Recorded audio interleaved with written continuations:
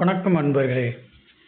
உங்கள் ஜாதகத்தில் கொட்டி கிடக்கும் குபேர யோகம், மகா கோடீஸ்வர இந்த யோகம் உங்கள் ஜாதகத்தில் ரகசிய லாக் எது? இதை திறந்தால் மகாலட்சுமி வீடு தேடி வருவாள். கோடி கோடியாக பணம் வரும் நேரம் எது? இதை பற்றி இந்த வீடியோவில் பார்ப்போம். கையில் காசு இருக்குது, ஆனால் நிம்மதி இல்லை. சில பேருக்கு நிம்மதி இருக்குது, ஆனால் கஞ்சிக்கு வழி இல்லை. ஆனால் உங்கள் ஜாதகத்தில் ஒரு ரகசிய லாக் இருக்குன்னு சொன்னால் நீங்கள் நம்புவீங்களா? அதை மட்டும் நீங்கள் திறந்துட்டீங்கன்னா மகாலட்சுமி உங்கள் வீட்டு வாசல்லையே தவம் இருப்பாள். வணக்கம் நண்பர்களே. எல்லாரும் கடினமாக உழைக்கிறோம், ஆனால் ஏன் ஒருத்தன் மட்டும் ராக்கெட் வேகத்தில் முன்னேறான்? இன்னொருத்தன் அதே இடத்துலையே ஏன் தேஞ்சு போகிறான்? இது வெறும் அதிர்ஷ்டம் மட்டும் இல்லை, இது தனயோகம். இன்றைக்கி உங்கள் ஜாதகத்தில் நீங்கள் ஒரு கோடீஸ்வரரா இல்லையான்னு நீங்களே செக் பண்ண போகிறீங்க. ஸ்கிப் பண்ணாமல் பாருங்கள், ஏன்னா இது உங்கள் தலையெழுத்தையே மாற்றலாம். ஜோதிடத்தில் பணம் அப்படின்னு வந்துட்டால் 5 வீடுகள் ரொம்ப முக்கியம்.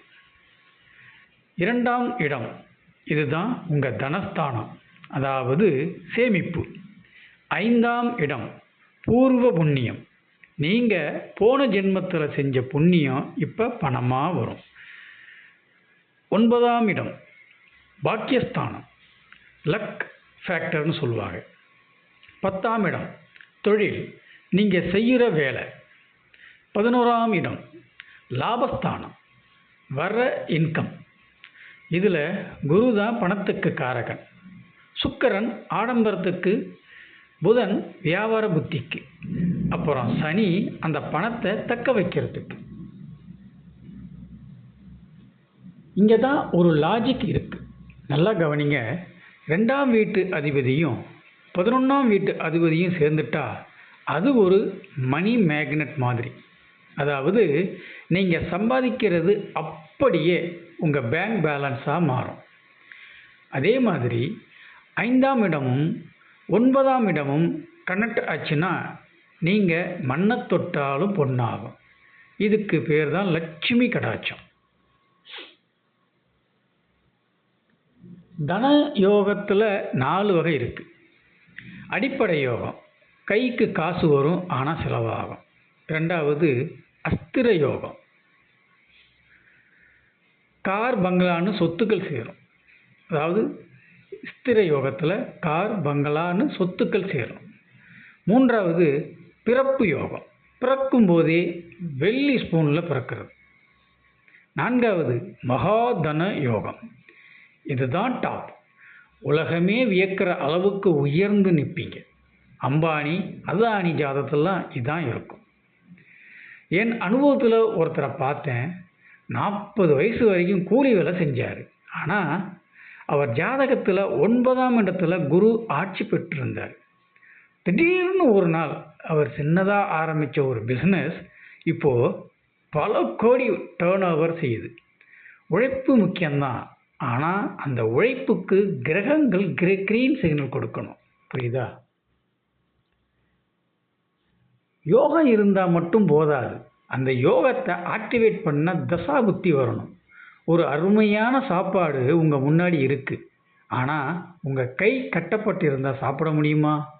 அந்த கட்டை அவிழ்க்கிறது தான் தசாபுத்தி. அது எப்போ வரும்னு தெரிஞ்சுக்கிட்டா நீங்கள் தான் ராஜா.